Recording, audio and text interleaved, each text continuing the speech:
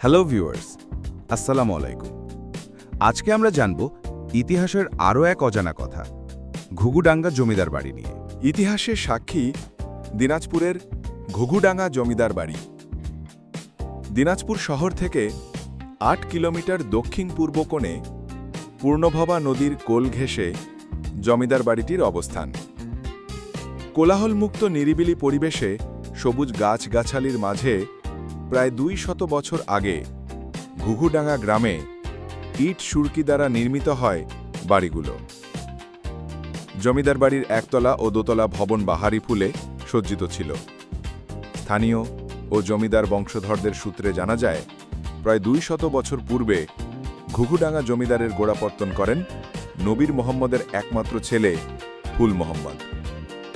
একসময় বাণিজ্যিক কার্যক্রম করতে আসা ফুল মোহাম্মদ তৎকালীন ১১টি থানা নিয়ে শুরু করেন জমিদারি। ১১ থানায় ১৮টি কাচারি ও ৪১টি তহসিল কার্যালয়ের মাধ্যমে চলত ঘুঘুডাঙ্গার জমিদারিত্ব। ব্রিটিশ সরকার আমলে দিনাজপুরের সব জমিদারদের মধ্যে ঘুঘুডাঙ্গা জমিদার ছিলেন অন্যতম। ১৯৭১ সালে মহান মুক্তিযুদ্ধের সময় স্থানীয় মুক্তিযোদ্ধারা আশ্রয় নেয় জমিদার বাড়িতে। বিষয়টি টের পেয়ে পাক বাহিনীর সৈন্যরা ঘুঘুডাঙ্গা জমিদার বাড়িতে হামলা চালায়। পাক বাহিনীর বোমা হামলায় ধ্বংস হয়ে যায় ঘুঘুডাঙ্গা জমিদার বাড়ির অনেক স্থাপনা। তারা জমিদার বাড়ি থেকে মূল্যবান জিনিসপত্র লুটপাট করে নিয়ে যায়। এলাকাবাসীর দাবি, এখনও অবশিষ্ট থাকা জমিদার বাড়ির দৃষ্টিনন্দন নানা সামগ্রী দিয়ে একটি জাদুঘর করা সম্ভব। এ এলাকায় একটি জাদুঘর হলে কর্মসংস্থানের পাশাপাশি ব্যবসা বাণিজ্যের প্রসার ঘটবে।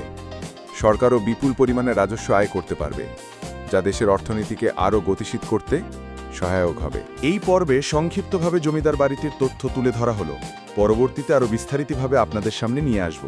সবাইকে ধন্যবাদ। আসসালামু আলাইকুম। আল্লাহ হাফেজ।